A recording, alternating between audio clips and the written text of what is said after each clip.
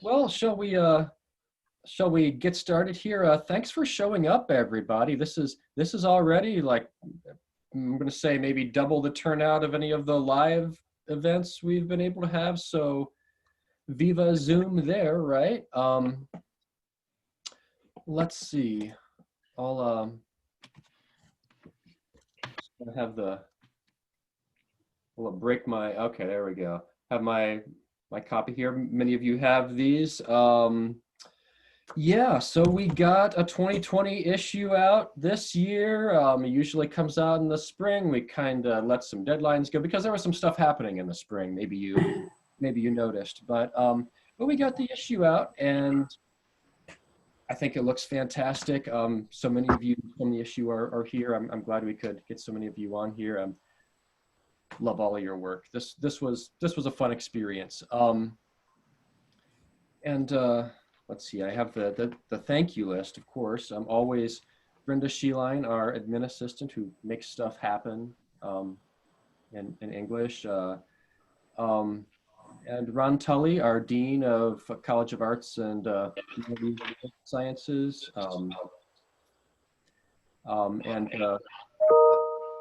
And Sarah's here. Sarah Fedorka is our chair in the English department. Thanks for your eternal support of Slippery Elms, Sarah. And Darren Fields from Academic Affairs. Thanks for helping us make this happen, Darren. And Dr. Fell and the whole University of Findlay for without which we couldn't really make this Lit Mag exist, right? Also, we are. I mean, I pretty much just kind of keep things moving forward here. I'm the advisor, the facilitator. We have a rotating staff of student editors who really make everything happen in here. I see Hannah Rao is here. Let's see. So thanks for all your work on this, Hannah. Annalise, I saw Annalise on the list. Did you get in here yet, Annalise? Annalise was our prose editor this year. So our grad and our undergrad students are really doing all of the heavy lifting and all the content decisions. And some of you heard from our editors with your acceptance emails. Also, dare I pop a screen share up? See if I don't break Zoom or anything yet. I won't go there yet. Hold on. If I turn my video off, we see a version of the 2020 Slippery Elm cover, which is one of Hannah's pictures. I mean, it's a gorgeous picture, right? So great stuff. Also thanking, I want to thank Emily Walling. Emily's here. Thanks for tuning in from morning in Australia. And, thanks for all of your online heavy lifting on the reading. Other readers, Lisa Martinez, I think Lisa's here. Megan Berg and Kathleen Fullen, Tesla Klinger, Ashley Allen and Lindsay Allen. I hope the Allens could make it. Bo Terrell. So this was some of our student staff who made this all happen. Let's see. So nuts and bolts. How to run this. I pasted up in the chat. If you tuned in after that, I can paste it up again. But the top of the chat should be a batting order, a lineup, which I just took from the sign up list that was up in Google Sheets. And if you're here but you didn't click through to that and put your name on the list, we will work you in here too. We'll just drop you in on the end, and we're not that formal, so we can make all of that happen. Let's see. So the idea is you'll read us your poem from the issue or a page or two of your prose to keep things moving along pretty well. But any amount of setup or background or explanation you'd like to give us, that's perfectly cool too. We love that. If you can tell us the page number so that those of us with copies can follow along. Some of us like to do that.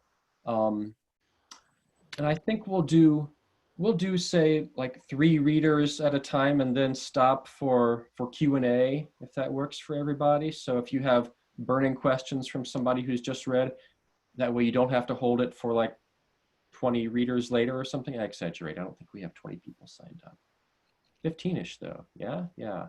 I'm going to be dashing back and forth, running the behind the scenes stuff. If you want to do anything fancy like a screen share or put anything up while or before or after you're reading, let me know. Maybe I can even make that happen. We're going to roll a video from Shin Yu in the middle here, kind of as a video intermission. Yeah. Let's see. Or if you have, some people like to make a in a way picture of their book cover and put that up with their video off. That's cool.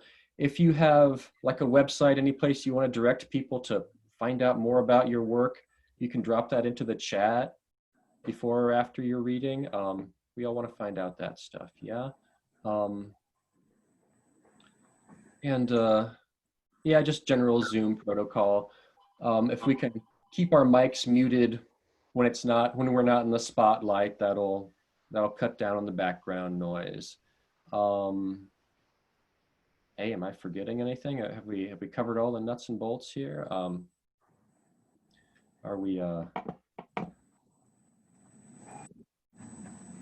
on? I think so. Claire, I think this is all you. Are you up to take us out of the gate here? Absolutely, fine. I'm Claire Rubin, Claire Scott Rubin, and I go by Claire Scott in smoky Oakland, California. And my poem is Wise Penelope. 10 years without hearth sitting, shawl weaving, sock sewing, without supervising servants, so the roast pig is pleasing to the hordes of lascivious men, swigging wine, pinching servants, and waving cardboard swords. 10 years of adventures, the captain of her ship, never falling for lotus flowers or the seductive voices of sirens. No need for wax plugs in her ears. But Poseidon saw her make offerings to gray-eyed Athena and sent a tsunami to destroy her ship. Rowing home on a battered raft, her mind glowing with one-eyed giants, fierce cannibals and sea monsters with 6 heads, knowing her husband has not woven and unwoven a shroud, knowing he is living on the lips of prostitutes and a fireside is waiting to swallow her. A dog barks on the shore, runs up and down the beach. Let the bard's words take up wings and sing away. She sails on.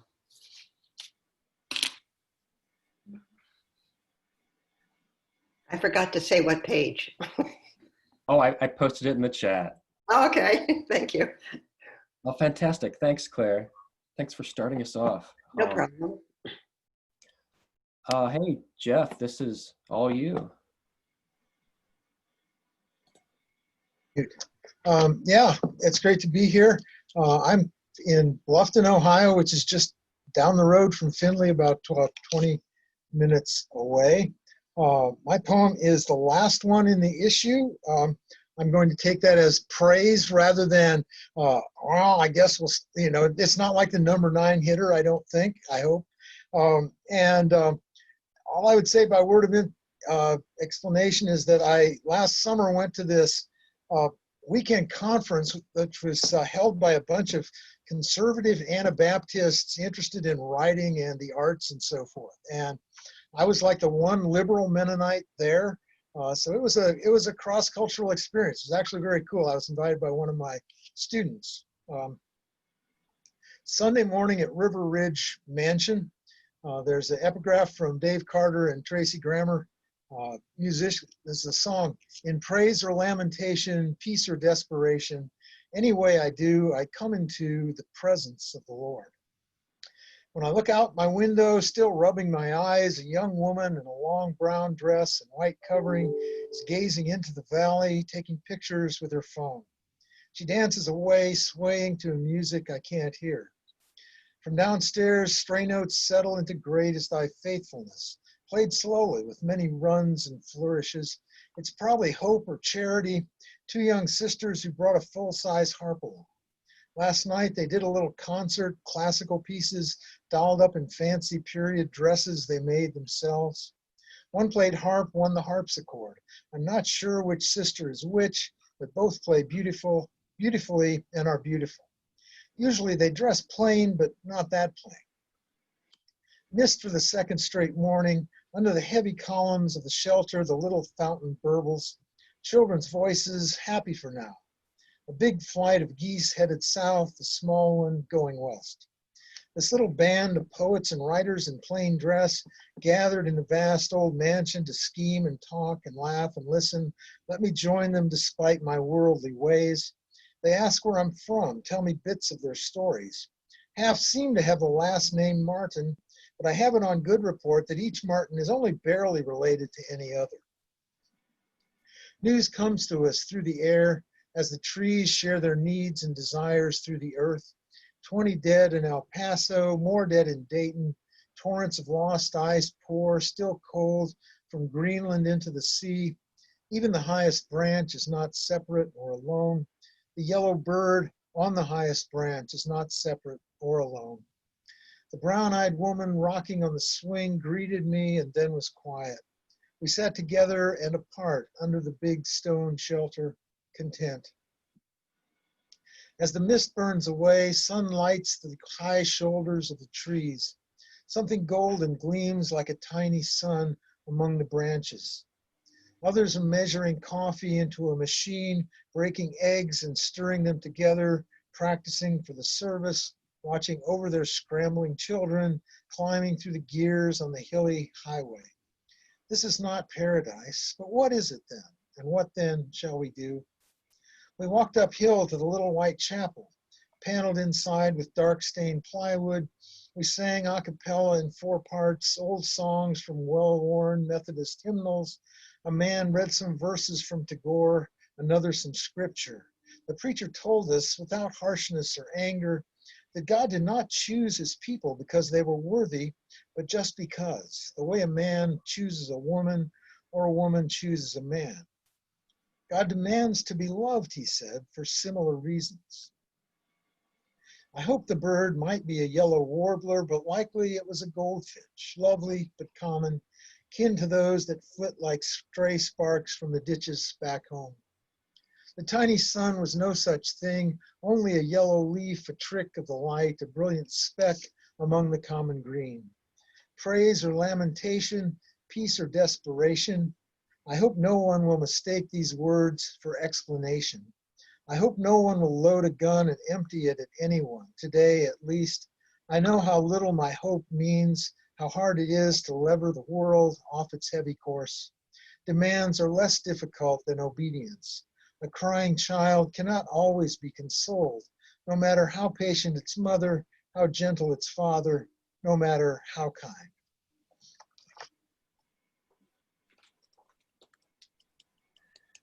Thanks, Jeff. Very cool. So up next, we have Patricia McChrystal, and so this was the winner of our prose contest for this year, and there were a lot of great stories in the mix. So there was a lot going on here. I really like her story, All Possible Exits. Yeah, Patricia, all you. Great, thanks, Dave. Yeah, so I think I'm going to start us on page 63 with a scene that's kind of right in the middle of the story here. And I don't think I need to give a whole lot of backfill because it becomes kind of apparent what's going on here. So I'm going to start us here and read just a few pages through this scene. When fall settled in, Cade's ghost sightings became a constant fixture in the house, twisted and unnerving as the dark stain that veined outward from the middle of the living room ceiling, water damage left from the previous owners that made me nervous every time I sat on the couch.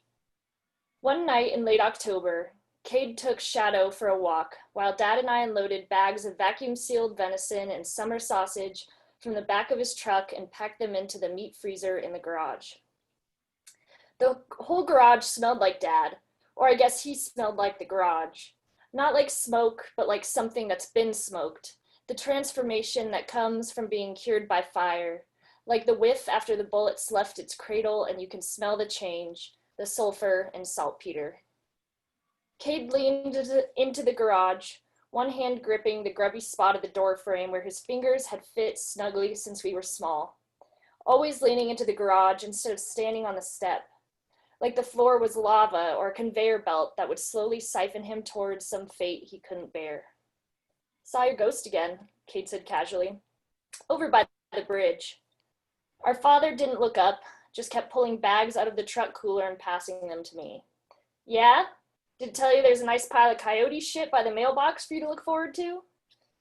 There was an edge to Dad's voice now, like he was getting tired of being reminded that his non-living self was more interesting to his son than his living one. Cade didn't respond, just kept leaning his body out into the garage. I shook my head and put extra muscle into my handoff. Quit making shit up, Cade. Hey! Dad warned me again, firmer. Cursing was for grown men, for when you owned your own house and made your own money. I didn't need to hear it again. I dove my hand into the cooler and pulled out a package of smoked trout, the gummy flesh an alarming shade of pink. Cade sucked on one of his hoodie strings and finally disappeared into the kitchen. I could hear the stairs creak above the garage as he trudged up to his room. Ghosts aren't real, I said finally, handing my father the last packet of meat. You don't think so? Dad shoved the final bag in the back corner of the freezer. I blinked a few times. It was like he'd asked if he should wear camo or a pink leotard on his next hunt. They say that at church, I countered. Only ghost is the Holy Ghost. Unless you're in purgatory, I guess. Dad pushed the freezer door shut. He paused and opened it again like there was something that he'd forgotten, then closed it. He turned to face me and put a hand on my shoulder. You're right, son, he said, his face unreadable. And I don't know which is worse, that or hell. I opened my mouth, closed it. Gonna chop some wood for the morning, Dad said, then turned away. I pounded upstairs to Cade's room and slammed open the door. He wasn't there. I heard a skateboard slap against the pavement outside. They say death by drowning is more painful than you'd think, that it's even worse than by fire. When there's a fire, people usually lose consciousness from all the smoke before the flames get to them. After Mom died, I spent a lot of time looking on the internet whether one was any more peaceful than the other. Some guy on Reddit said he'd almost died by both fire and drowning, and that drowning was worse. I've almost been killed by both of them, and my observations are that drowning is scarier. I was caught in a petrol explosion and was engulfed in flames. I was breathing fire, I'd burnt my tongue, the inside of my ears, mouth, and nose. I lost all the skin on my face and hands and was in agony. I would have asked to be shot. As a child, I was dragged underwater by my younger brother, who used me to stay afloat. He wouldn't or couldn't let me up. I had taken my last breath ages ago. I was fighting for survival, kicking, punching, pinching. I was about to go to the bottom of the pool when my dad realized what was happening and rescued both of us. The near drowning was frightening, the burning was painful, but I think burning to death would be a more painful end. It didn't hurt whilst it was happening. It only hurt when the flames were extinguished, i.e., when I'd survived. It's possible that Mom smelled a puff of smoke just as her airbag ignited, even though it didn't save her. Before the water escorted her to whatever comes next. Maybe smoke, not the cold mountain water, was the last thing my mom ever smelled. I will stop there. Thank you.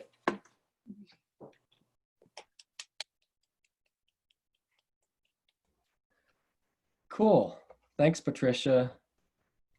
And yeah, the whole story is great if you haven't had a chance to check that out in the new issue yet.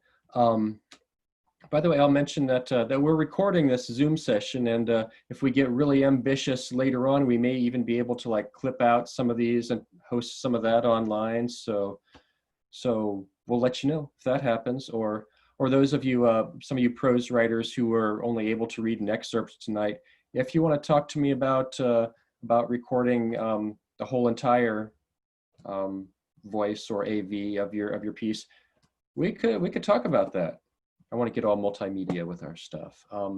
But hey, so we've had 3 readers. What do y'all think? Any questions, any Q&A for Claire, Jeff, Patricia?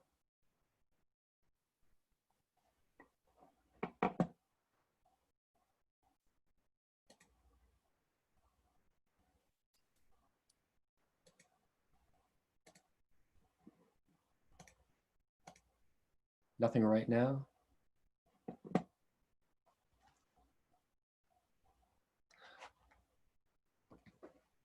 I could talk about this stuff for days, but but I'll check in with these people later too. So looks like David Galloway. We have a couple Davids here. I'm a David, but Yes, cool. All you. thanks, Dave. So I'm coming to you live from Ithaca, New York, and the poem is called The Golem. This is on page 36. Sit still. Try to control your breathing, for this will be painful. Not only the body, but mind and mythical heart as well. Because we like to know what will happen, even though knowing itself is painful. We crave it ever since Eve passed the fruit to Adam's willing hand. I will take the best parts of you and the worst, both those you see and those that are hidden. I will mix them so that you do not know which is which, but will be ever surprised. I will dig my fingers deep into this raw clay, driving it under my fingernails, ripping and tearing it through violence and chaos into something new that will think and walk and breathe on its own. It will neither love nor hate you at first, but everything you do, everything you say, every action of your life until your last breath will change it, will lead it in return to imitate emotions, and you will never be able to predict the outcome. If someday it should turn on you, beware, for it knows all your weaknesses and can kill with a single word, can rip you inside out with pain. For the thing I have created, the golem of your flesh, will be all things to you, but never will be simple, never will be uncomplicated, for that is the natural, unadorned state of the thing we call a child, and merely calling it your child is the one act that will never make it yours. Thanks. Cool. Thank you, David. Love that piece. Hey, Ben, you ready?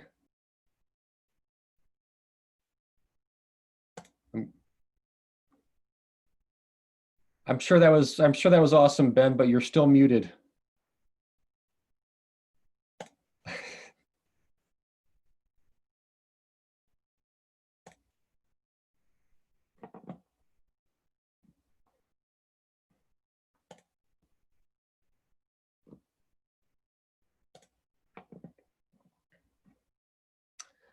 Can anybody hear Ben? Because I can't hear Ben. Okay. I tell you, Hey, I try to be subtle, not mute. I don't understand. This is only my 3rd Zoom. I'm not part of this century yet, so you have to forgive me. Thank you again, Dave, and your entire editorial staff for once again holding my work up to the sun at the Slippery Elm and University of Findlay. Thank you. This is on page 6. This is a poem I wrote a while ago called Earth, and it's just based off of my childhood back porch. We lived in a small town on the edge of a river's floodplain in upstate New York, and this just kind of came in pieces as things do. Earth. The dog drives its head low, tracing the spoor of snakes and bare feet, sucking at the surface to breathe in the evidence. The juniper of gin sprinkled in arcs across tomato sauce splashed from the back porch, with the ash of cordwood burned down to smoke. Dried oceans of salt tossed to melt the ice on cold plates of slate in December, washed into the thatch of severed grass 100 years deep in spring. Soaked with milk gone bad and blood dripped home, rinsed with well water from the hot rubber hose in summer. Wine poured from evenings cut short, maple leaves minced every fall since the glacier's retreat worms eating veins into the clay, and ants carrying grains of sand out of the pores after storms, never moving their mounds. Fish gutted, their scales scattered, gray cat hair. Mice and birds bled for sport, flies flickering on their eyes. The dog looks half mad with stories of murdered forests and dead riverbeds, left as splinters, pebbles, and earth. Stops, stunned, and looks at us as if we must be terrified too. But we can't smell any of it anymore, remarking only that the yard is wet with the scent of soil and rain. Nothing in it but what we imagine as fertility. Even the dirt has forgotten how it became this. Just like us, pretending we aren't what it is. Thank you. Yeah, thanks, Ben. Ben, see, I knew I should have had you do my audiobook because that sounded awesome. Ben holds a distinction of being the only person in all Slippery Elm issues ever.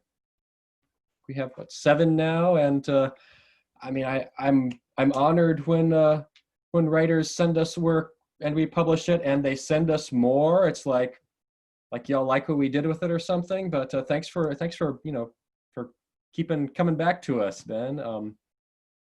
We love keeping the streak going. So It comes out beautifully every time. What I stop. So David Bergman, hey, this is you. You ready? I think I'm ready now. Cool. I don't know what page it is because I'm reading from bigger type. One gets to a time when you need bigger type to read. The Man Who Was Grateful. And this is part of a whole series I've been working on, The Man Who's poems. He had a hard time being grateful, but maybe gratitude shouldn't be easy. It certainly shouldn't come as easily as it does to those who arrive at work with spirits undampened even by torrential rain, or those who refuse to resent the fools promoted above them, and instead of marching straight down to HR and lodging a complaint, leave the office wishing everyone a blessed day. Sure, he's grateful for his job, he's not complaining, but he worked hard for it. But then there's his executive assistant, who on the same day she returns her son to rehab, finds that her husband has gone off to Trinidad with their life savings in tow. And all she can say, and it broke his heart to hear it, is that we're all in God's hands. God's hands.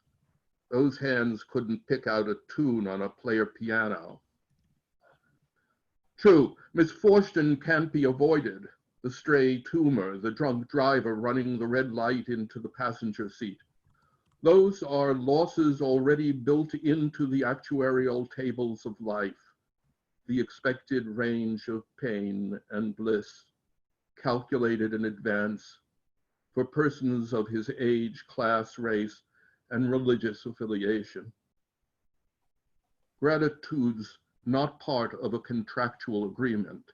It requires action, unexpected and undeserved, as today, when a young activist seated beside him at the close-packed cafe, a man in possession of the world's most beautiful eyes, ring upon ring of amber and gold, eyes all the more haunting because of the plainness of his face and the weediness of his dark beard and the Blakean depths of his passion for justice and equality, who urges in a calm and reassuring voice to 2 well-meaning women to join him in solidarity at the demonstration that night in front of City Hall. Yes, it takes such a man turning unexpectedly in his direction and spontaneously inviting him with the simple, "You come too?" to open his bewildered heart and suddenly find within himself the generosity to almost rise up and march along. Thank you. Cool. Thanks, David. I love that piece. Hey, so any questions for our last batch of readers here for David, Ben, or David?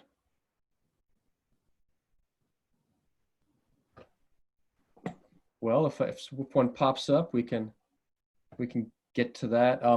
I want to take a little. I'm gonna try to break Zoom now. We'll see if I don't break Zoom. So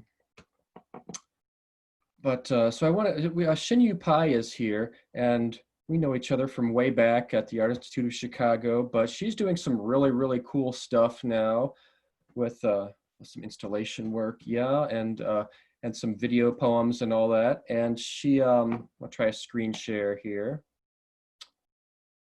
Let's see.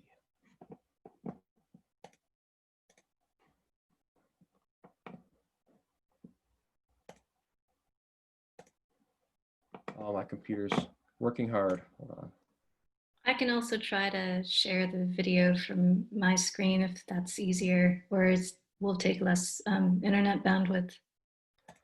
Oh, I think the bandwidth is working okay for us. Did that pop up a screen share for you all? Yes. Beautiful, thanks. So we do the print issue every spring, summer, yeah. And in the fall, we've started doing this multimedia contest, which we've done for a few years now already. 4 or 5 years ago, we started doing this multimedia gallery just for, we were looking for more things we couldn't do in print, and it started out just with like very long prose and things like that. But then we started into this contest for specifically only exclusively things that we can't do in print. And if you know anybody doing multimedia stuff or doing things that don't really fit genres or a hard category to explain, our contest is open through the end of September, and we're getting some really good stuff again. And we publish a deep list of finalists, and you can see some of our past entrants on the website. A lot of video poems, but it's not just video poems. We have hypertext, we have interactive, we have things I don't even know how to explain. There's like rollover JavaScript work. There's collage. There's mixed text and everything else. It's pretty eclectic, but Xinyu is going to be our judge for this year's contest, and I'm thrilled that she's signed on for that. And I thought we'd take a minute here and screen her piece, Embarkation. Xinyu, is there anything you'd like to tell us about this before I press play? Yeah, I'd love to say a few words about it. So it's actually a piece that had originally been created as a performance art piece for an art showcase that took place here in Seattle. And then my collaborator and I turned it into a video poem. So the basis of the footage is based on a Taiwanese traditional folk festival that takes place about every 3 years on the southwestern coast of Taiwan, and basically involves the community building and erecting a life-size wooden boat over the course of the year, which instead of piloting upon the waters, they actually parade through the streets of a town and carry it through the neighborhoods. And at the end of this parade and spectacle, basically the citizens of the town, they load up the boat with the illnesses, misfortune, and plague of the community, and they burn the entire boat by setting it afire using fireworks. And this whole sort of festival in its final stages, it lasts about a week, and in the last evening, the boat is set on fire like at 5 a.m. in the morning or something crazy.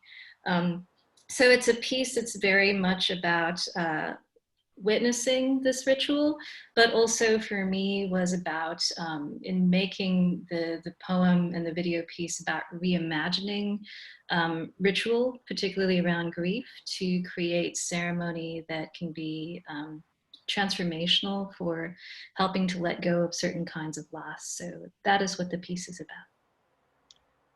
Cool. Thanks, Shinyu. So I'll roll this. I have to break and restart the screen share because I want to make sure it plays right. So just a moment here.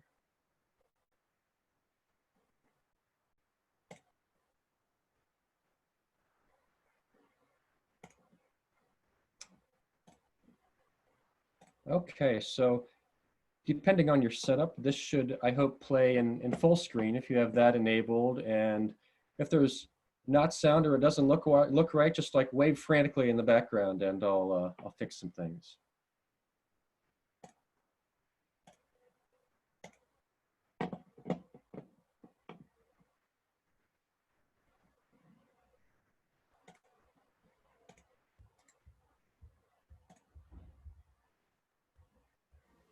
Butter lamp, incense stick, beeswax votive, the occasion of poem. Rites I enact to set the world aglow with the light of desire, the fire of the mind. Adorned in the colors of the 8 temples, the caretakers of the Wangye gods march through the streets of the seaside town. The lone envoy, bearing a square yoke, parades the wooden boat through narrow lanes until nightfall, when the barge is brought to rest upon a bed of joss paper.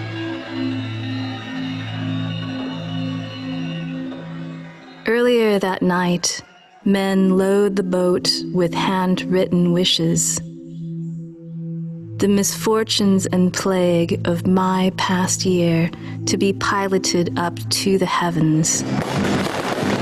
And a blast of fireworks that deafens the crowd that came to bear witness to ceremony. We observe as each of us does. Some of us bail out before a thing is done to escape our ghosts. We watch it burn. I can't unsnarl the knot of unmet want, so I sever it in heat. Draw the cord into flame to free myself from the clutch of haunting. To disembark at the latitude of where I give up the ship.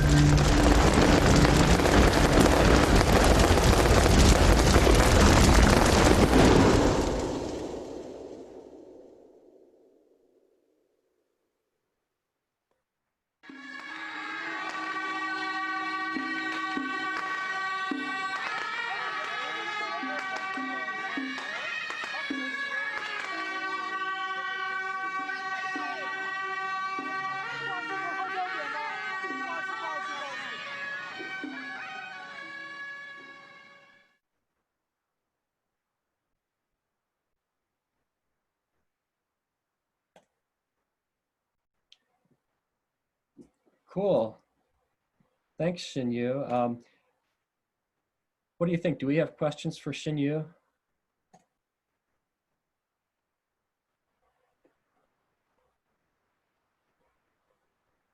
We're being all timid with the questions tonight. That's all right. I actually have a question.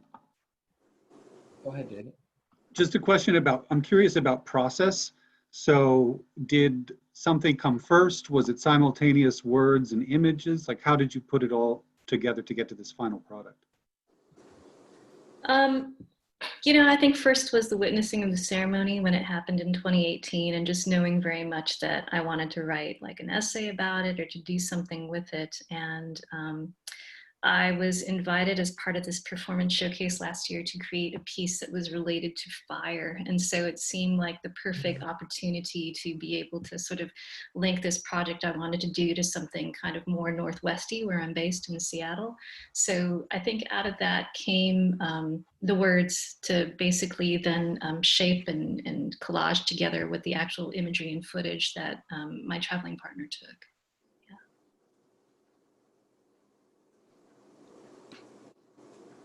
I had a question. Were you like how involved in the making of? Is this like all you kind of auteur kind of stuff where you're doing all the tech stuff, or was it more collaborative where you're working with other people on some of the video effects? Or Yeah, it was much more creative. I feel like in some of my collaborative work, the role that I end up taking is kind of like a creative director these days. Like, you know, I'm often working with people who have different technical skills than myself, but I have very much in mind a kind of vision for the piece that I want to make or how I want it to feel. So in this particular case, my traveling partner didn't want to do anything with the footage. She was going through some illness and transition, and she just basically gave me all the files. And so I spent a lot of time studying them, and then took them to a friend of mine who studied anthropology and also does a lot of video projection and public artwork. And I said to him very explicitly, this is what this text is about. This is how I want it to feel. And this is some of the material. Can you go through it, and can we work on something together? And through that, we had a series of conversations and iterated the video. And that's kind of how he wove together the visual piece of things. Yeah. Cool. Thanks. Thank you. Thanks for being here. Yeah.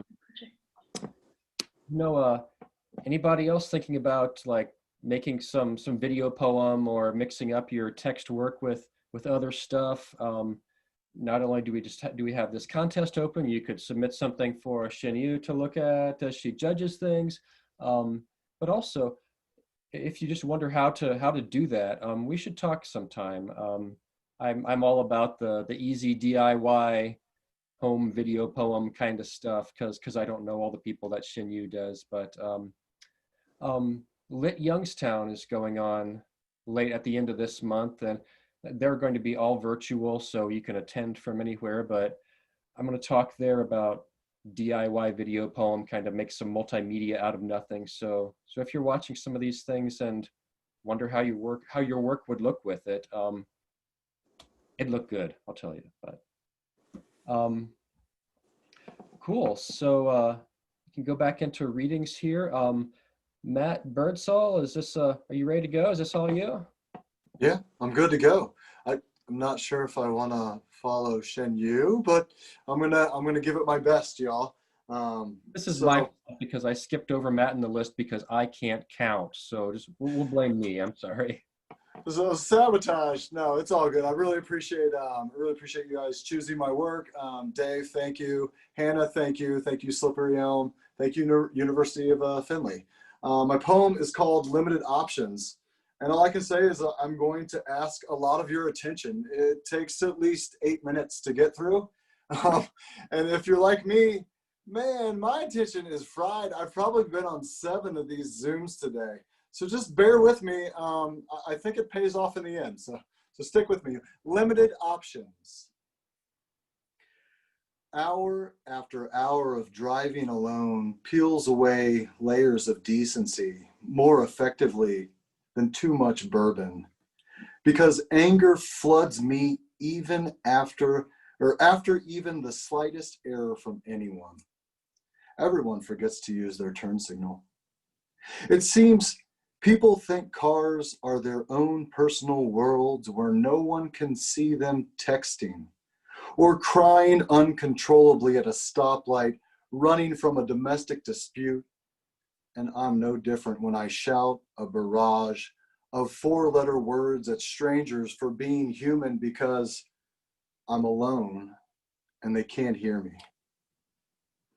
The last traffic jam couldn't simply stand still, and the intolerable inching overfilled me with emptiness. At home, my daughter is having trouble with gross motor development, and my dream of dancing a waltz with her at her wedding is slowly evaporating after each progress report from the preschool. And despite advice from a half dozen specialists, my wife and I still don't know where to turn. Now, I can't stop moving since I walked into my hotel room, located 20 miles away from anything I'll eat. I keep wandering in an absurd pattern around my room at the Hampton Inn, staring at the carpet, dreaming it's clean. The pattern seems to be floral, abstract, but not in a way that washes over you like Rothko's sunsets. Instead, the globulus flowers bleed their faded colors into one another. Yeah, I decided they get their own word, globulus. I tap the tip of my toe to a leaf, pivot, twist, drop my heel onto an adjacent flowery glob, switch feet, stumble, chuckle, again. My roommate, my mobile office, glares at me from the desk as I continue to try to tango with the floor flowers. Charred chocolate, stale moss, burnt fuchsia. I decide I'm competing against myself. My toes can only touch the petals, and I'm certain I am ridiculously alone without music or a partner, almost like a Rothko without an audience. Whimsically non-existent nothingness spinning centrifugally around itself. But I need to move around after sitting for 4.5 hours. I'm confident without doing deep research. Hell, without fully reading the Facebook feed article. This is how I can stave off computer screen hyperopia and a curved spine. Hunger cuts in, and I head to my phone where I filter the Zomato search to show restaurants rated 3.5 stars and up. My limited options get me wishing I were back in Paris, drowsily catching raindrops in my plastic wine glass, trying to keep my cigarette smoke away from my eyes as I recline tipsily on the balcony of our hotel room, staring at you on the bed, nursing your feet sore from the new shoes and 5 days of walking on rain-slickened sidewalks of strange streets. The pain didn't stop us from enjoying some late-night raw milk cheeses and a bottle of Bordeaux as we twirled around the room together, listening to an old gypsy jazz record we found in the closet. I don't see a filter option for raw milk cheeses. I think you knew Sophia was growing inside your womb, although you hadn't told me yet because it was just blind intuition, a hypothesis that couldn't be tested until we got back to the States. After the second bottle of Bordeaux, we'd had enough of dancing vertically, and our lovemaking upended common sense, a surreal Parisian experience. I head out of the room bound by a responsibility to feed myself. I check my pockets for car keys, wallet, cell phone, and hotel key on the way out. Then I check my pockets again for car keys, wallet, cell phone, and hotel key with my foot in the door. Then, again, as I stroll down the hallway filled with globulus flowers, I pat myself down to check for my car keys, wallet, cell phone, and hotel key. The specialists all agree that repetition can fix nearly anything, so I'm applying it to my anxiety and paranoia. I get the urge to dance with the floor flowers again, but I don't because I see an older couple coming out of their room, checking their pockets with their free hands, luggage in the other, facing the road together, laughing at one of their decades-old inside jokes. They don't notice I'm there, don't even glance at me or see my shadow. because their lives are going great. Their children are happy adults, and I begin to feel empty again. Right then, I hear the unmistakable FaceTime ringtone. I stop in the middle of the hallway, turn toward a light, thumb the phone. Sophia says, "Hi, Daddy, want to dance?" Holding out her hand to me on the screen. I pretend I'm not standing in a hallway, alone. When she says, "Ensemble, Daddy?" and I start dancing, imagining we both know every step.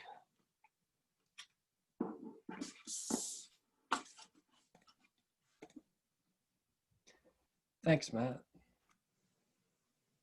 It's a great poem. And I think you have one of the best backdrops here too. It's very poetry reading-esque. Love it. Or the red light district? I don't know which, but it was like we had the red night, the light of red nights to support the art, so I'm just trying to go with the flow. But yeah, thanks. Amy Lerman, is this you up next? Are you good? I'm trying to unmute, yes. Hi, everybody. Nice to see you all. I'm so enjoying your work. And Dave, thanks for being one of the most organized editors I've ever worked with before. So that's just been amazing. I don't usually provide a lot of backstory for a poem, but in this case, this poem was inspired by my 6-year-old, then 4-year-old friend, Henry, and he might be listening. So I wanted to make sure I acknowledged him. So this is called The More You Know. In between cake pop bites and watching a dinosaur video, my friend's 4-year-old rises from his coffee shop's chair. "Don't you know," he asks me, "sharks have no bones?" I tell him I don't know that, which is true, and we're considering how many years more I am. But what logic he shares, knowing so much about cartilage and connective tissue, and I thank him as his long lashed eyes lower to the phone's screen.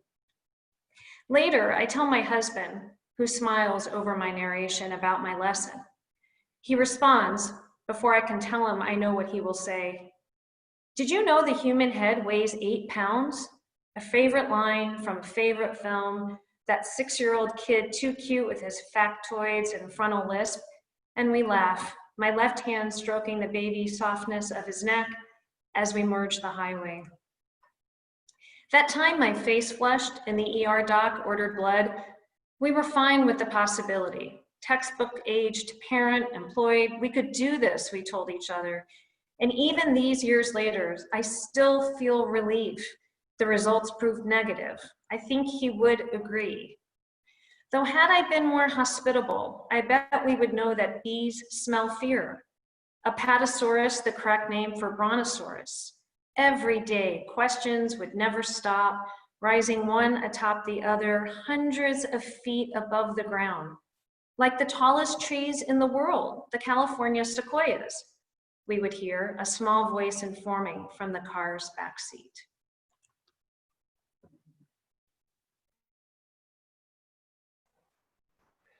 Thanks, Amy. TJ up?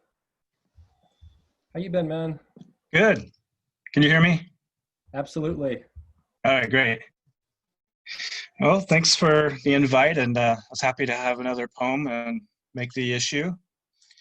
It's on page 50, if anyone wants to follow along. It's called Pine in a Forest Under the Watchful Eye of the Mountain.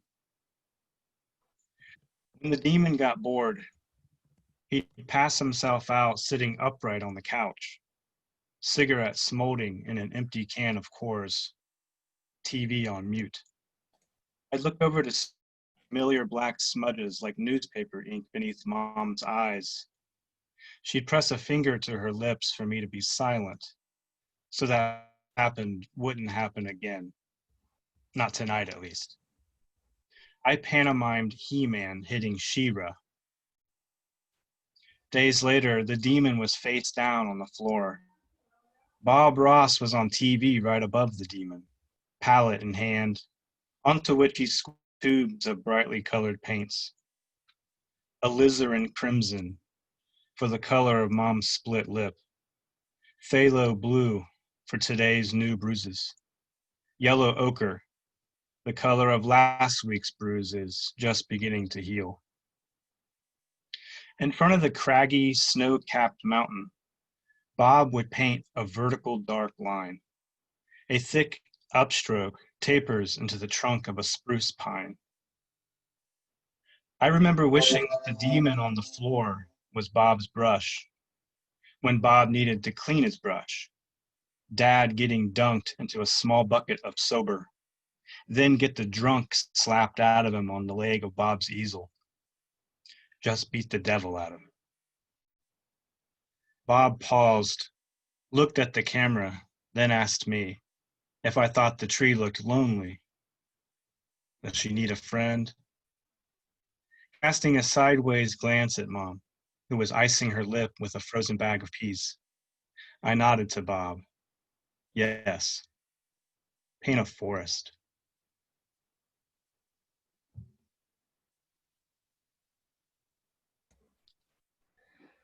Thanks, TJ.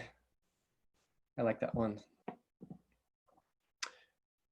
Hey, anybody have any questions? Anything you want to ask Matt or Amy or TJ here?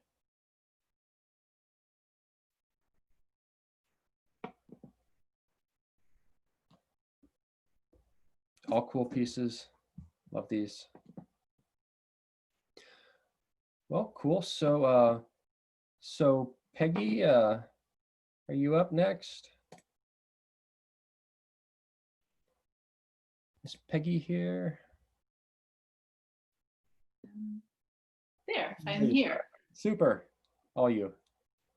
It's wonderful to be in your company tonight, and I also wanted to thank Slippery Elm for having my work in this issue. It's really an honor, and it's an honor to meet all of you also. My poem is White Hydrangea, and it's on page 12. White hydrangea in a clear glass vase, a single white petal, small as a teardrop, falls to the tabletop. My husband does the dishes, back toward me, a blank wall.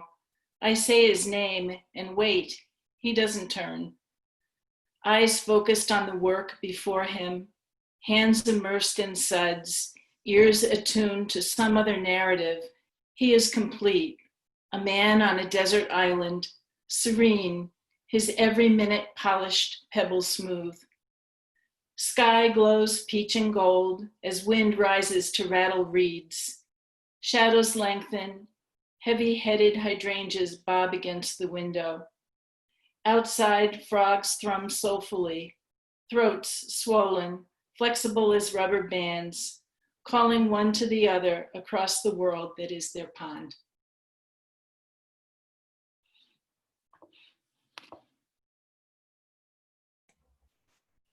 Thanks, Peggy. Myrna, are you ready to go? Oh, I can't hear you. We'll unmute Myrna here. Can you hear me now? There we go. Oh, good, sorry. I want to thank Slippery Elm, this great staff, Dave, you, and I'm so happy to be among all of you who are also in this issue. It's really great. I love it. My poem is looking back at a time when there was something else going wrong with the world. So it's page 84. George Percy, leader of the Virginia colonists on their desperation during the starving time. Jamestown, late winter, 1610. No ship saves us from this, our ghastly winnowing. Today, in 3 communal kettles, we boil the last of our leather aprons, our fine saddlery trappings, and boots harvested from the bodies of our frozen dead. Thus shall we fill our bellies, as we must, lest we sup on air. Our dogs, cats, horses, and vermin of every sort we have already eaten. The savages, who for months have encircled our palisade, taunt us today with a creel of dried corn, which ravishes our common senses as it lies just beyond the range of our muskets. A fortnight ago, Hugh Price, lately of Lutterworth, and newly bereft of his mind, raged in the marketplace that if there were truly a just God, he would not suffer creatures whom he had made and framed to endure such miseries. And indeed, a mere day and a half later, in the woods nearby, he met his maker, slain by Powhatans as brutally outside these walls, as famine hath slain us inside. Others less addled have endured the selfsame fate, as hunger compelled them to risk foraging at dusk beyond the gates for moss, pine bark, and snakes. And one other, whom I shall not herewith name, a colonist depraved beyond all reason, murdered his young wife as she lay fast asleep beside him, then cut out the child in her womb and threw it in the river. Hours later, after butchering his wife, he scored, salted, and potted what he could not eat. We hanged him by the thumbs, with iron weights upon his feet, a quarter of an hour before he would confess the same. For such heinous crimes, fraught with the devil's own bile, we burned him alive. We who are left have not murdered, nor do we dream of it. Yet our brains buzz like beehives each time we resurrect a body from this foul earth. We beg God for forgiveness and believe that he offers it to us, even as we sin anew in our cursed extremity. When the leather is gone, we shall go about stewing what is left of the young wife's flesh in a broth of roots, herbs, and well-powdered bone. Thank you. Yeah, thanks, Myrna. Can I say we had something like nearly 900 submissions for this issue, and that poem was one of the most memorable out of the pile that crossed my desk, which was all y'all. We had like 900 submissions. Thank you. I'm honored by that. Thank you, Dave. Thank you. And and everyone here. I don't know if you got that idea of how many things we're getting, and it's all really good. There's a lot of good work out there, and you were all the best of yeah. We always get hundreds, but like 900 was like a record submission for us. So thanks for sending, and just FYI, I hope it feels good to know that you're like that small of a percentage, because there's a lot of work that we love that we just didn't have room for. You know how it is. Well, I don't know if I can talk, but I'm sure that everybody here feels as honored and as thrilled as I am about this, knowing all of that, because it is an incredibly competitive art that we practice. So thank you for drilling that into my brain for one. I appreciate it. Well, thanks, Myrna. So is Jesse up next? Yeah, I'm here. Hey, everyone. My poem's on page 115. Other than being in this awesome issue of Slippery Elm, this poem's also coming out in my manuscript, The Amateur Scientist's Notebook, which Baobab Press will be publishing in April. I also want to say that I think I'm the only other person wearing the awesome Slippery Elm t-shirt, so other than Dave. A footprint in the snow fills it in. In the forest, in the snow, 5 miles past my house, I found a field guide. Not as damaged as you would think, the pages, gray with hail, still held, ink blurred at the edges, as if whatever important it had to say was out of focus. As if Winter planned to write not love notes, but of how the bird's brown bruises on sky scarred its margins in shadow. This winter, was alas spent wondering why your eyes are different shades. The bird seemed to understand and kept its distance, weary, the field, its guide to how large a shadow can loom. Bird, a clump of rat bones lodged in my throat. I went inside, set the field guide down where it situated sunlight around its dust. There is no end to light and shadow, only ourselves doubled over and over through a field guided by how skin scatters vapors. There is no end to you and I, only the way we spend every day pretending to forget. Then why does it feel like someone has thrown rocks at my lungs? Before you left, I pretended we still held close to the hallelujah of our sweat. We could still cross the field without giving away whether one or no or two people had been strong enough or restrained enough to tread across the field without leaving any markings.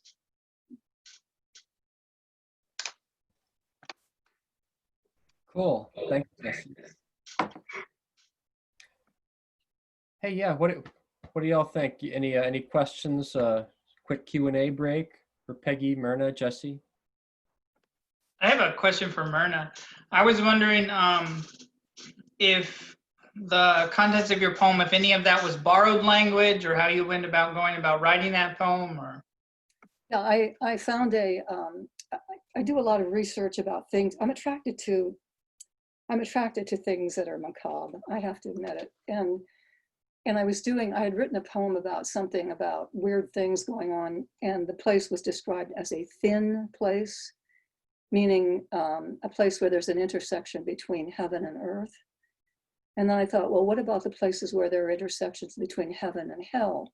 So I started looking up places where horrendous things happened.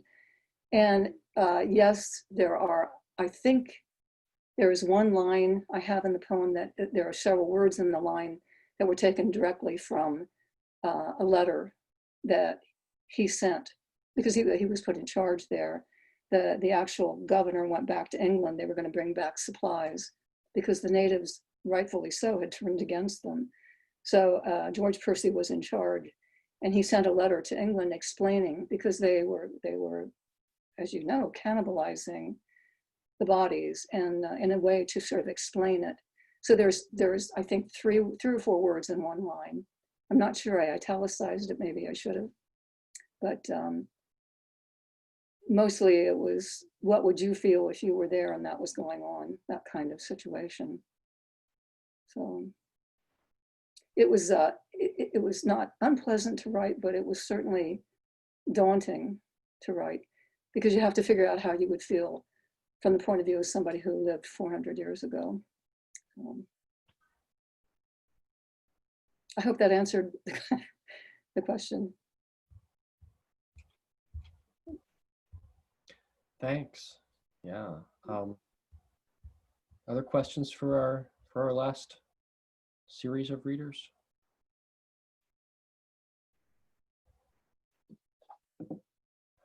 Okay, if you don't mind, if we can go a little bit out of order here, I think, can we fit Yiska in here? Are you here, Yiska? Yes, thank you. Oh, cool. All you, if you're ready.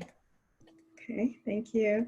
So, and I apologize, I'm Yiska Rosenfeld, I'm here in California, and I've been coming and going a little bit because our Zoom room, i.e. our dining room table, is both my child's school and where I work, and sometimes we actually even eat here, but not very often. It's become our space. So sometimes when I get on Zoom, I suddenly realize that instead of my, professional photo, it's one of like an anime hamster, which I think was true today. So I've been going back and forth a little bit with my daughter. This poem is called Safety Matches, and it's on page 80, and it was, I think, a finalist for the prize this year. And I didn't know until I saw them what safety matches were. I guess they're collector's items for some people, but They are matches that are used only for emergencies, and they're in something tightly sealed so they can't get wet, and they have a way to be struck on anything. And these were inside a little silver capsule that a friend of mine inherited from a relative, and she believes was used in the war. Safety matches. Silver cylinder, made in Hong Kong for soldiers or scouts. 6 matches sealed inside. I keep my spirit for safekeeping, drawn to the small, the locked, the secret. I wish I could be held in one hand. What if these matches were lit, sacrificed to a candle or cigarette, a quick speck of light on the dark? What is so sacred about safety? A legacy of events that did not happen, were not ignited. The 6 times you were not lost, the 6 times you did not find yourself alone in need of light. Passed down. Here, take these. Do not burn. Hidden, my soul waits to be struck. 1 for love, to catch suddenly.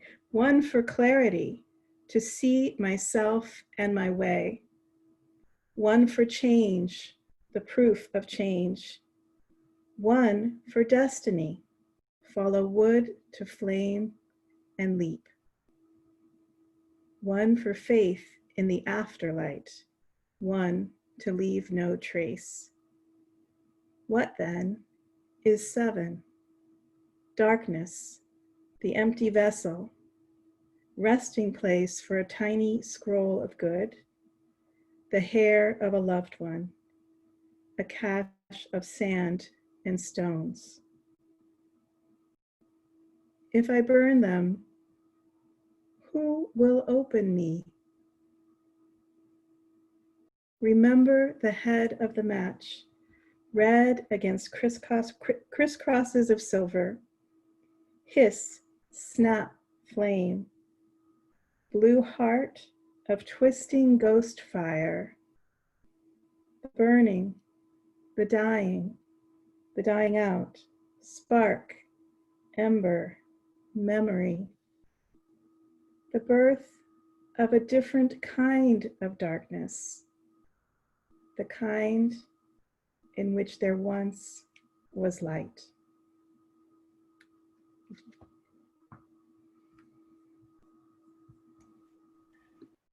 Thanks, Yiska. Well, that puts us back onto the list of things.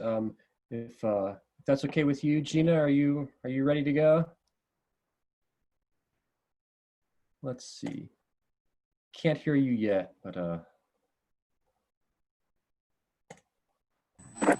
there we go. Well, thank you, Dave. As everyone has said, a real pleasure to work with. And I've loved everybody's readings. It's been a privilege to be part of this. Thank you. My story is on page 40. I'm just going to read the beginning. It's called How Karma Works. By the time he was 7, Jason had sat shivering for hours in a duck blind and clung with bleeding fingers to a rock wall in Joshua Tree. At 8, he was buried in the tube at Pleasure Point and knocked off his board. At 9, he lured a coyote to its death by simulating a dying rabbit with a wounded game call. Ray insisted it was all good for him.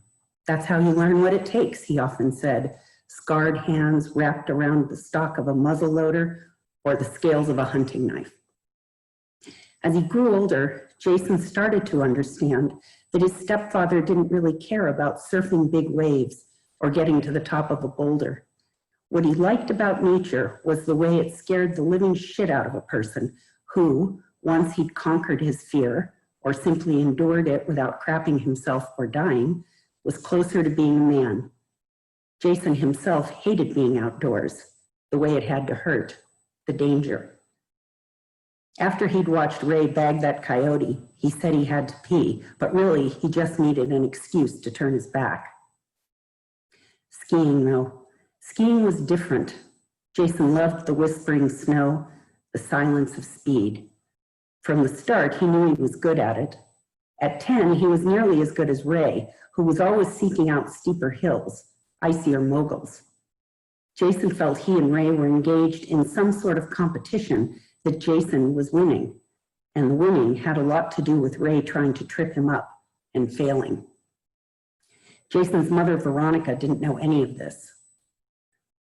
They began going to the mountains more often, renting the same ski-in, ski-out condo at Squaw every weekend. Veronica went with them, but she didn't ski. She baked cookies and muffins while Ray and Jason tackled the slopes. My boys, she called them. Take your boots off outside, boys, she would call from inside as they began to clomp up the icy outdoor staircase to the front door. Jason vaguely resented the sense that she viewed them as equal in relation to each other and to her. But he knew Ray was diminished by these comparisons, and he knew Ray knew it too, which pleased him. At night in the mountains, he could hear them, sometimes behind their closed door, sometimes in the living room, where there was a wood-burning stove. He could make out the creak of furniture, his mother's muffled giggles, Ray's demanding tone, muted but familiar. Then silence that wasn't really silence at all, full of half sounds, whispered secrets. After, Jason would sleep fitfully and dream of hating his mother, who gave in to Ray's authority just as he did, but laughed while she did it. At home, she asked Jason with tender solicitude about school, cooked homemade macaroni and cheese just for him, kissed his hair when he was sick. It grated on Ray, who often accused her of trying to sissify her son. Oh, for God's sake, Veronica would say, but without real irritation, as though Ray was making a trivial but tasteless joke. Her arms around him, Jason would gaze placidly at his stepfather, understanding that his mother enjoyed Ray's jealous ranting and used her son purposely to cultivate it. What those two did in the dark, she made him part of it.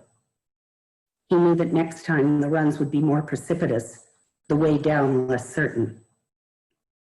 Late in February, he and Ray drove up to the mountains alone. Jason almost fell asleep in the truck, soothed by the rumble of tires on pavement. He was glad to be going to the mountains without his mother, whose showy doting had begun to annoy him. Perhaps he and Ray might enjoy each other in her absence. He liked thinking they might team up against her, beat her at something, although he didn't know exactly what. It puzzled him, this wanting to be on Ray's side and not his mother's, because he loved her, adored her even, and thought Ray was kind of a dick. This was it. He wanted to teach her a lesson.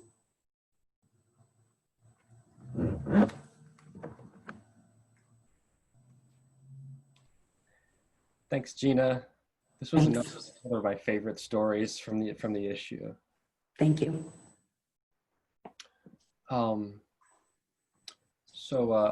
Terry McCord, is this you next? Are you good?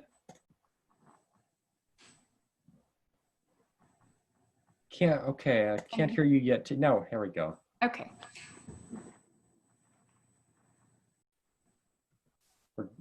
Okay. Yep.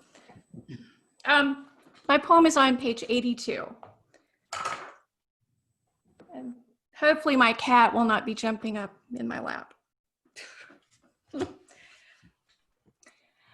It has an epigraph. How this precious pigment wound up in the mouth of an 11th century German woman was more of a mystery. Taken from an article in National Geographic, January 2019, Andrew Curry. The poem is called Illuminated in Blue. Her teeth were clad in lapis, like an architectural palace. Pigment ground pure and ultramarine, worth more than gold. Infinitesimal halted flow of intense blue not to be confused with sapphire, inclusions of golden pyrite flecks encased in 1,000-year-old tartar. This buildup of azure was prime and holy, like an inked sky that could speak, or the sweetest spot in the sea, many leagues under, or the rich hue of bright robin's egg blue in the Virgin Mary's mantle shown in so many paintings. This scribe or painter, now known as B78, named for her grave, of the illumined, worked what was labeled a monk's job. Imagine, she did not repeatedly kiss the medieval manuscript, popular years later, or ingest the lapis lazuli powder as medicine, but see her millennia later, how she used the highest level of skills, how she used her lips to shape the brush into the finest point. That was Iris. Thanks, Terry and Iris. If we didn't have a cat in the shot, it wouldn't be a Zoom meeting. So thanks for bringing the first. Unless I missed one, is that the first cat of the evening? So thanks, Terry. Go ahead. Q&A. Any questions for Yiska or Gina or Terry?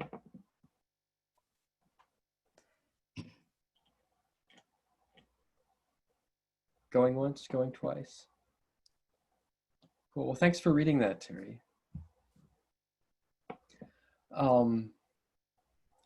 Quentin, all you. Are you ready?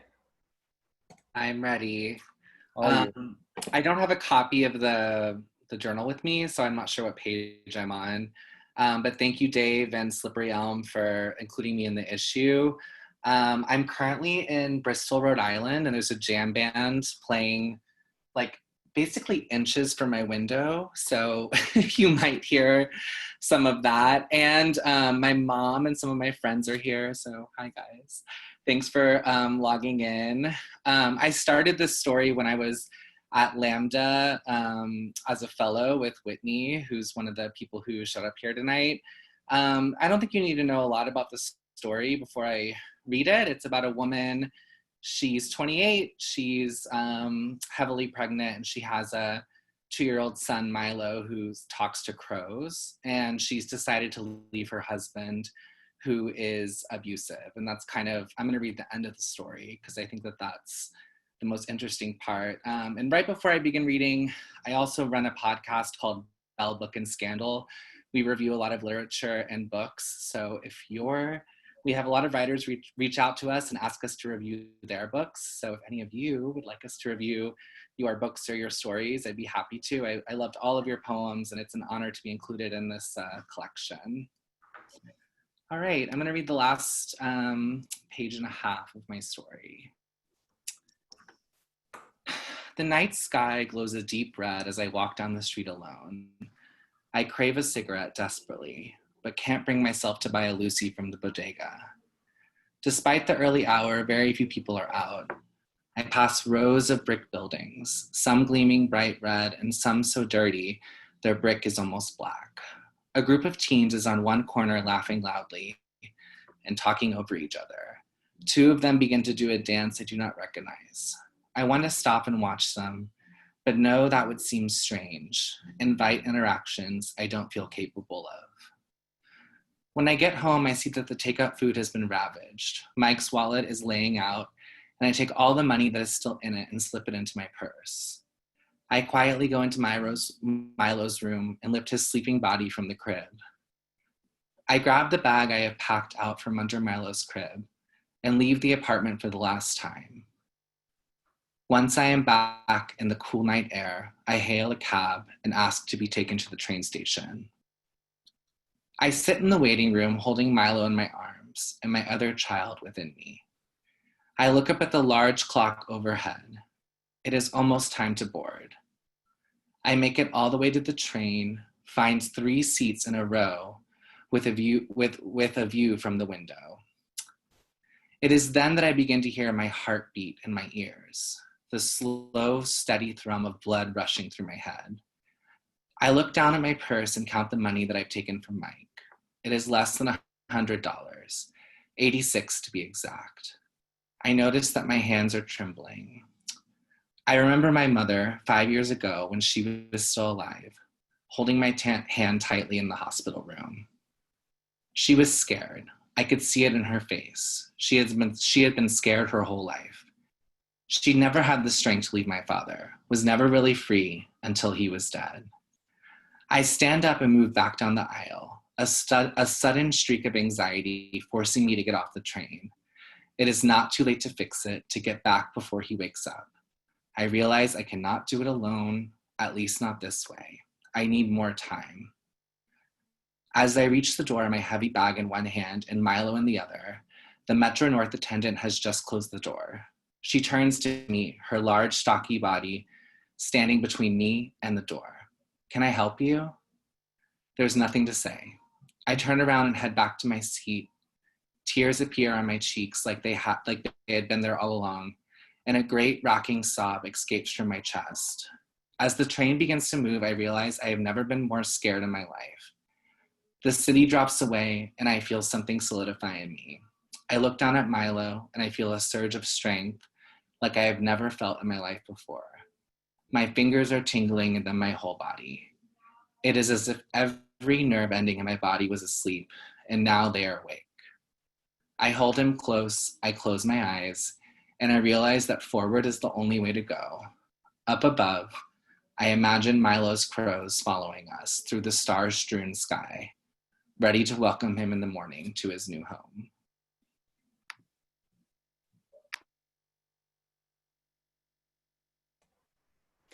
Thanks, Quentin. Chase, are you ready to go next? We have Chase up. Sure. Can you all hear me? Okay, great. So my name is Chase Dimmick, and I'm coming to you live here from Studio City, California, just outside of Hollywood, where I live. Just a little bit about me. I'm the managing editor of an online literary magazine, asitoughtabemagazine.com. Shameless plug there.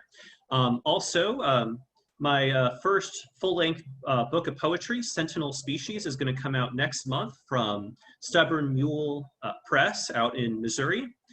Features some poetry themed around animals, plants, and the environment, including one about my niece, who in this picture is dressed as the Hungry, Hungry Caterpillar. So without further ado, here's my poem.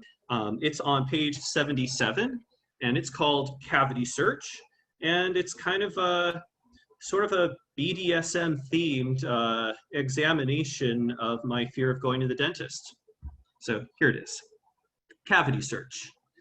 Disgust humid beneath the particle mask as he picks at the plaque, scrubbing each mossy tombstone in my smile, squinting as the names of the dead become legible. He reads the molars like fossil records, wondering if I swallowed the meteors that cratered them. Were you too drunk to feel pain when you tried to open that beer bottle with your teeth? He asks, knowing I cannot reply. His stick mirror pulls my mouth into a half-joker grin that cannot express the atonement I seek. Under the interrogation of an examination room light, everything that casts a shadow is a confession. I want to ask what it means in my dreams when my teeth fall out as I speak, and I cannot find them when they clatter across the stage like a ripped string of fake pearls. A therapist with chamomile and acres of wool could never get a word, but the dungeon master staring down the abandoned mine shaft of my throat with his picks and drills, suction and saliva could always excavate the canary singing in the coal dust.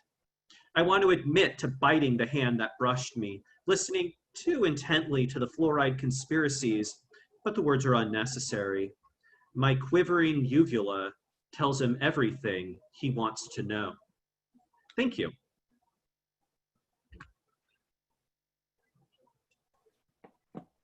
Thanks, Chase. That was cool. Hey, Carrie, are you ready to go? Yeah, sure, I can go. Thank you, Slippery Elm and Dave and everybody for having me again. This is driving lesson. I'm on page 124. Our friends sold us the car, but even shampooed seats and floor mats haven't rinsed away the smell of their grief and of their dog, long dead. My teenage son, now in the passenger seat. Out my driver's side window, a bald eagle's head and tail electrify white against blue sky. Look, an eagle, I say. Otherwise quiet. I don't lecture about driving lessons, how he can't hide below roofs forever. The dog used to droop his jowls out the window, slobber trailing and streaking the sky blue paint. A small bird pecks and swoops at the eagle's dark back. Why does it dare? No one should want to hurl themselves into an object in motion, to propel oneself at 70 miles per hour over unending asphalt. Every time I slip into this car, I smell the dog I didn't even like and remember stroking its bristly hide. It didn't know its last car ride was its last. Ahead, paired black streaks on pavement S themselves towards the right side ditch. What makes a dog ever willing to thrust its whole head out moving car windows, to inhale wind enough to hinder breath? No one wants to close a door and walk away knowing it will never open again, except when they do. I don't know if my son turned to watch the eagle, and if so, if he was rooting for the little bird or afraid for it. Thank you. Thanks, Carrie. Thanks for, I think, closing us out here, unless there's anybody I've missed who wasn't on our list. Speak up or forever hold your well, hey, that is our slate of readers for the night. I'll ask any questions, comments, anything for our very last readers there, and Quentin, Chase, Carrie.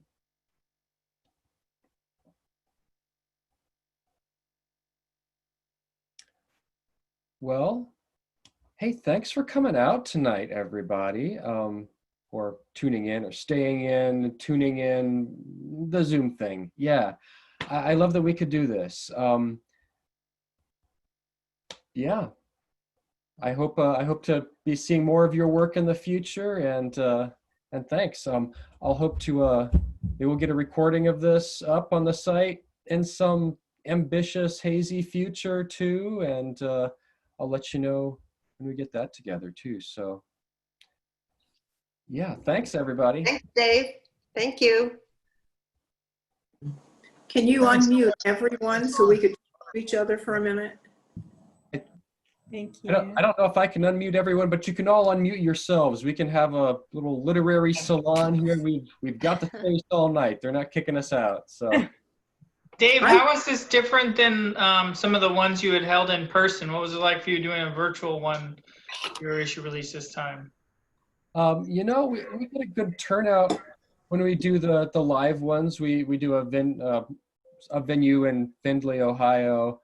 And you know, it's you get the energy of the live, the people actually being there. We'll get, you know, The beer was better, I have to say. And it's been upstairs in my bedroom where I neglected to bring any beer along.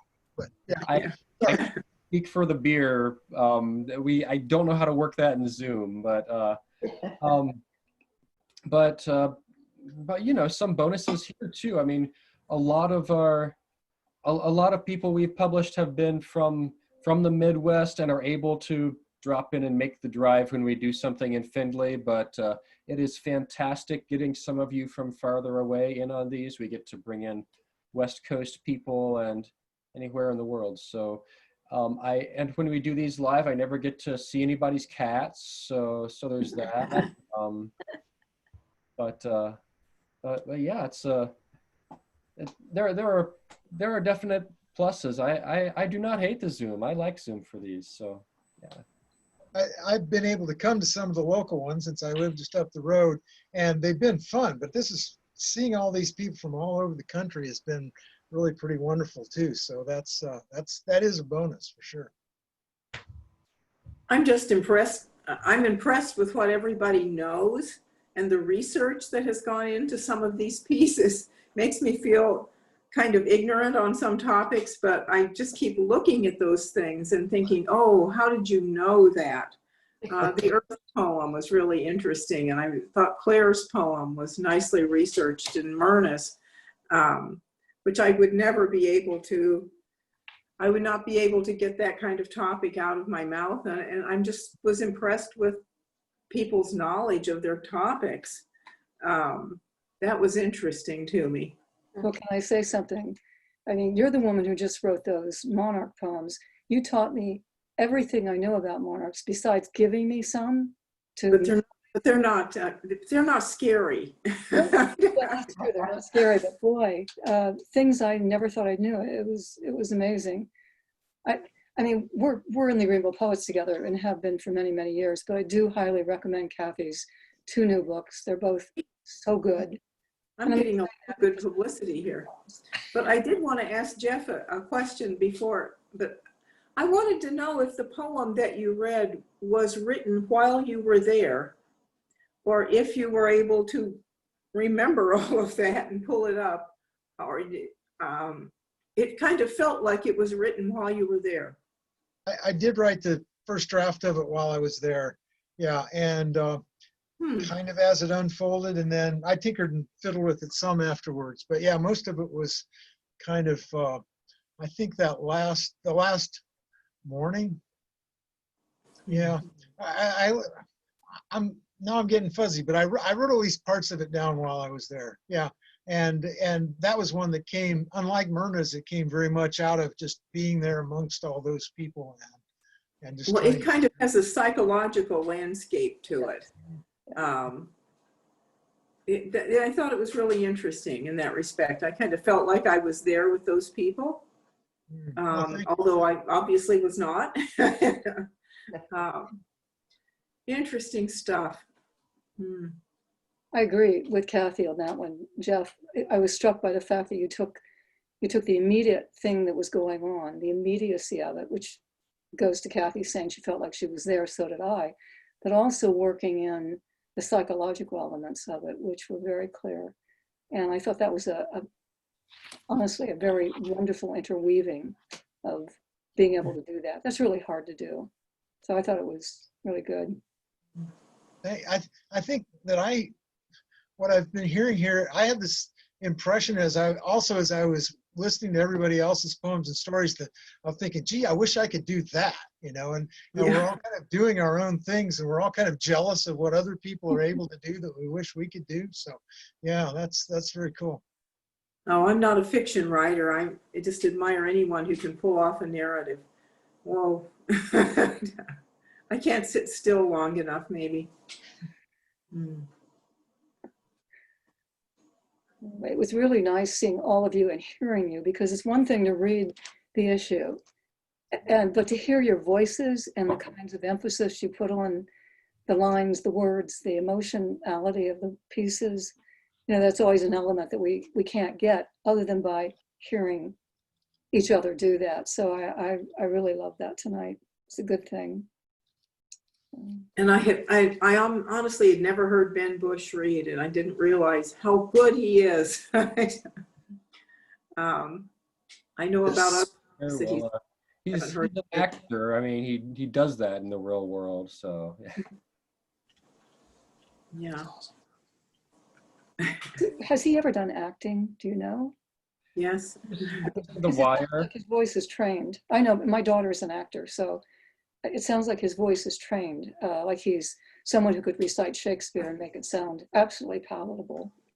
I think Ben to leave so I can read his CV for him, but he's been in a lot of things. He's done his own filmmaking, and he was Colicchio on The Wire for a few seasons. Wow.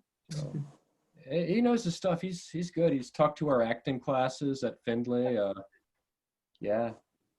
Matt, I also want to comment on your reading. Your reading was so good. Your reading of your work is always so clear and so, it's not actorly exactly, but it's as if you really feel it. And that's Thanks. great. And that poem is really touching about your Thank life. you so much. Yeah, it took a while to get that one out, but yeah, I think it works well now. So thank you so much, Myrna. Welcome.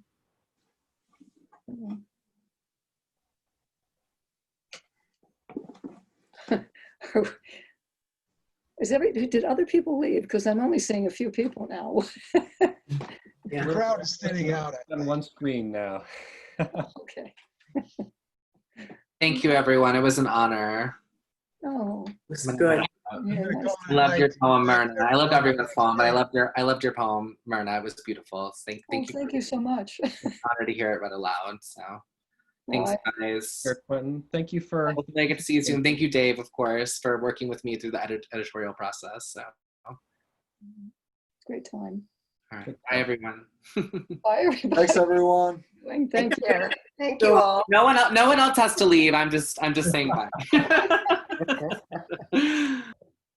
Thanks again, Dave. I'm gonna have to go off and fix my husband dinner. He's in there starving. My kids are probably finding something to eat, I hope. I don't know. All right. Thank you so much for this. Bye-bye. Thanks so much, everyone.